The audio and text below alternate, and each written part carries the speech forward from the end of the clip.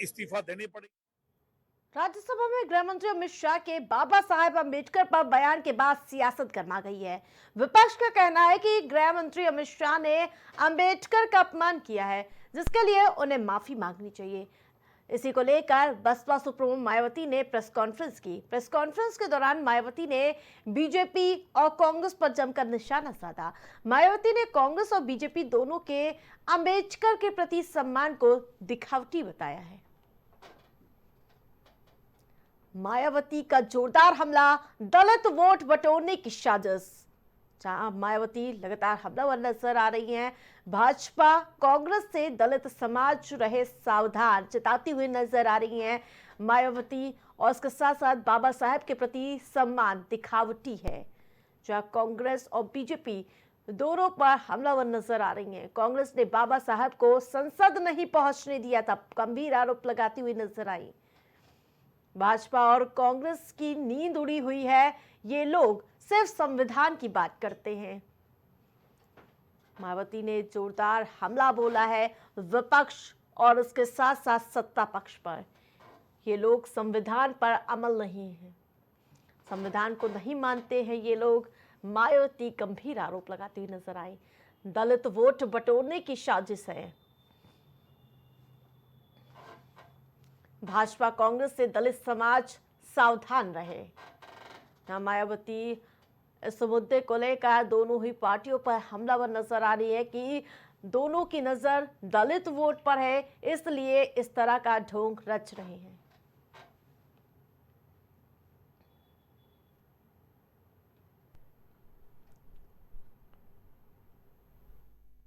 जिस प्रकार से बाबा साहब के प्रति कांग्रेस पार्टी के असंख्य रहे गलत कारनामों को इनके अनुयायी अभी तक भी भुला नहीं पाए हैं और ना ही ये कभी कांग्रेस पार्टी को माफ करने वाले हैं, चाहे ये अपने कितने रंग ढंग व चाल आदि भी क्यों ना बदल लें। इतना ही नहीं बल्कि कांग्रेस पार्टी ने बाबा साहब के देहांत के बाद तो इनके नाम को वह संविधान निर्माण में रहे इनके अहम योगदान को भी इतिहास के पन्नों से मिटाने की भी पूरी कोशिश की है। हालांकि अपने इस मकसद में ये पार्टी अब तक जरूर कामयाब हो जाती, ये कांग्रेस पार्टी अब तक जरूर कामयाब हो जाती यदि बाबा साहब डॉक्टर भीमराव अम्बेडकर के देहांत के बाद इनके अधूरे रहे कारवा को आगे बढ़ाने के लिए मान्यवर श्री कांशीराम जी अपना पूरा जीवन समर्पित करके वे आगे नहीं आते। में भी अंबेडकर मुद्दे पर जमकर हंगामा हुआ और बात धक्का मुक्की तक पहुंच गई। आपको बता दें कि बीते दिन अमित शाह ने प्रेस कॉन्फ्रेंस करके अंबेडकर मुद्दे पर अपना मत साफ किया था। उन्होंने कहा था कि वो सपने में भी अंबेडकर का अपमान नहीं कर सकते। वो और उनकी पार्टी हमेशा ही अंबेडकर की राह पर चलते आए हैं, लेकिन इन सब के बाद भी विपक्ष का हंगामा जारी है। तो वहीं आपको बता दें कि जिस प्रकार से अम्बेडकर के मुद्दे को लेकर लगातार हंगामा देखने को मिल रहा है और राज्य संसद परिसर में जो हुआ उसके बारे में कोई सोच भी नहीं सकता था। अम्बेडकर को लेकर छिड़ी राजनीतिक लड़ाई में धक्का मुक्की और मारपीट तक के आरोप लग गए। बीजेपी के सांसद प्रताप चंद्र सारंगी और मुकेश राजपूत को चोट लगी है और अब इस बार सियासत भी देखने को मिल रही है। मायावती ने पुरजोर तरीके से दोनों ही पार्टियों को घेरा है, जहां मायावती ने कहा कि दोनों लोग दलित वोट को साधने के लिए इस तरह की राजनीति कर रहे हैं, जनता सावधान रहे। तो वहीं जिस प्रकार से आज का जो दृश्य देखने को मिला, दो सांसदों को चोटें आई हैं, उन्हें राम मनोहर लोहिया अस्पताल में भर्ती कराया गया था। बीजेपी का आरोप है कि विपक्ष के नेता राहुल गांधी ने धक्का मुक्की की और जिससे दोनों घायल हो गए। और जब राहुल गांधी प्रताप सिंह सारंगी को देखने पहुंचे थे तो एनडीए के सांसदों ने उन पर धक्का मुक्की के आरोप लगाए, लेकिन राहुल का आरोप है कि बीजेपी के सांसदों ने उल्टा उन्हें धक्का दिया और धमकाया है। लेकिन संविधान के मुद्दा हो या फिर अंबेडकर पर राजनीति, लगातार इसकी रस्साकसी देखने को मिल रही है, जहां विपक्ष अंबेडकर के मुद्दे पर सरकार को घेरती हुई नजर आ रही है, तो वहीं सरकार भी पीछे नहीं हट रही है। इतिहास के पन्ने को खंगालती हुई भारतीय जनता पार्टी कांग्रेस को एक के बाद एक करारा जवाब देती हुई नजर आ रही है। जिस प्रकार से इससे पहले अमित शाह ने ये साफ किया था कि हमारी पार्टी बाबा साहेब भीमराव अम्बेडकर का अपमान नहीं कर सकती। बाबा साहब अम्बेडकर पर हो रहे विवाद को लेकर देश भर में सियासी माहौल गर्मा गया है। लोकसभा से लेकर विधानसभा तक हंगामे और प्रदर्शन का दौर जारी है। सुबह लोकसभा में विरोध प्रदर्शन धक्का मुक्की तक पहुंच गया, जिसके बाद दिन भर आरोप प्रत्यारोप का सिलसिला देखने को मिला। इसी बीच कांग्रेस की तरफ से राहुल गांधी और कांग्रेस अध्यक्ष मल्लिकार्जुन खड़गे ने प्रेस कॉन्फ्रेंस की, जिसमें उन्होंने सुबह हुए विवाद पर अपना पक्ष पेश किया है।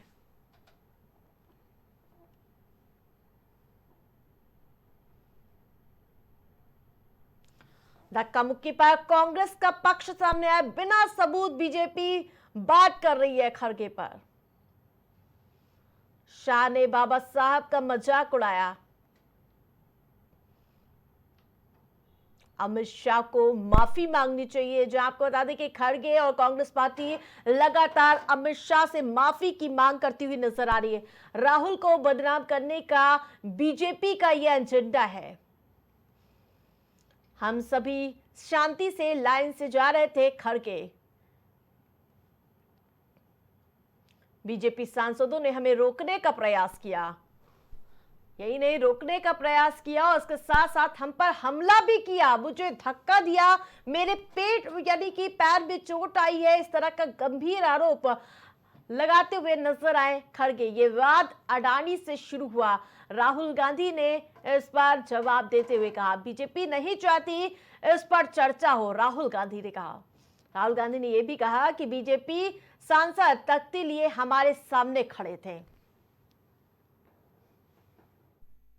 नहीं, हम चलते हुए आ रहे हैं, उन्होंने मकर द्वार पे आके हमको रोकने के लिए वहां बैठ गए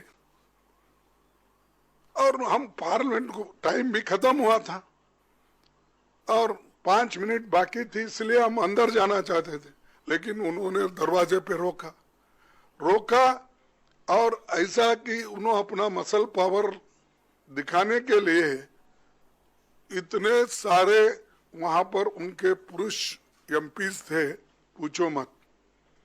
हमारे महिला हमारे साथ आ रहे थे, वो बहुत शांत तरीके से आ रहे थे, लेकिन उनको भी रोका गया।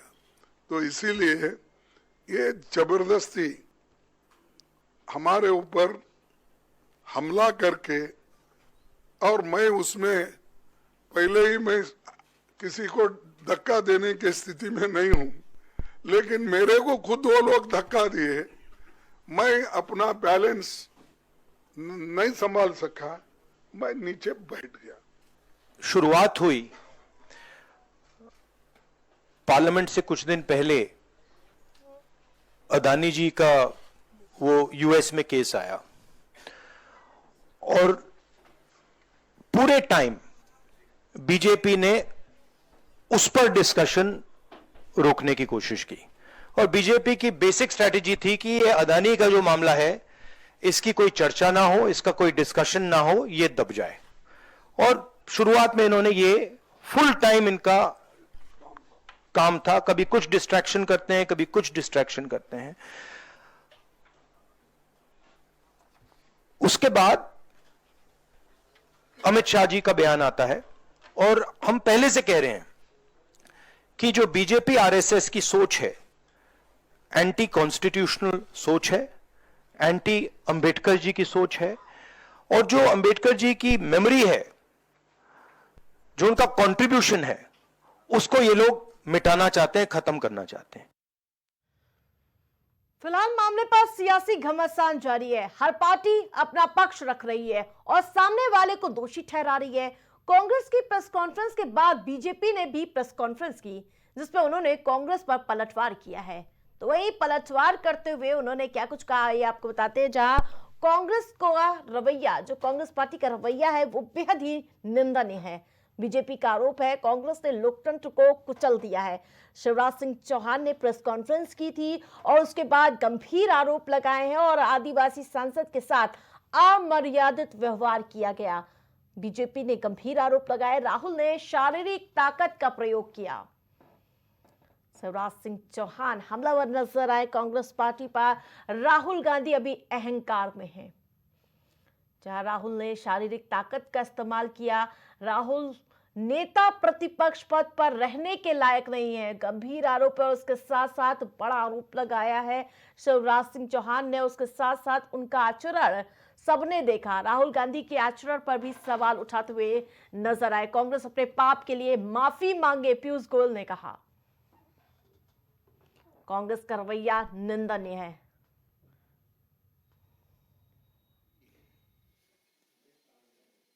कांग्रेस के अध्यक्ष खड़गे जी ने